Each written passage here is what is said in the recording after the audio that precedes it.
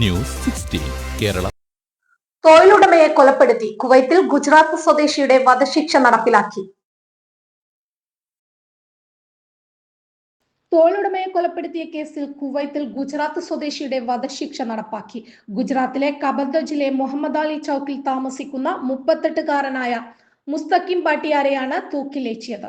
2019 കൊലപാതക കേസിൽ കുറ്റക്കാരനാണെന്ന് കണ്ടെത്തിയതിനെ തുടർന്ന് ഏപ്രിൽ 28 കുവൈത്തിൽ വധശിക്ഷയ്ക്ക് വിധേയനാക്കിയതായി അധികൃതർ അറിയിച്ചു.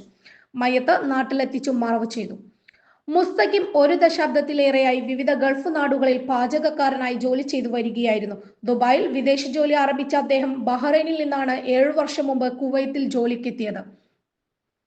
രാജസ്ഥാനിലെ ബൻസോറിൽ നിന്നുള്ള റഹാന ഖാൻ, മുസ്തഫ ഖാൻ ദമ്പതികളുടെ വസതിയിൽ ജോലി ചെയ്യുന്നതിനിടെയാണ് കേസിനാസ്പദമായ സംഭവം. 3 വർഷമാണ് പ്രതി ഇവിടെ ജോലി ചെയ്തത്.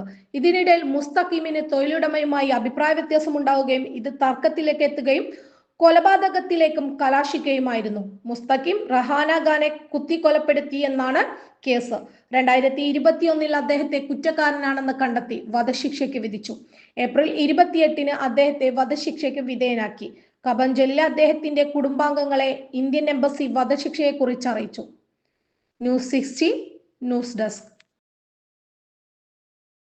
പക്ഷമില്ല, വിവേചനമില്ല. നേരിനൊപ്പം, നാടിനൊപ്പം, നാട്ടുകാർക്കൊപ്പം. News 16 Kerala channel.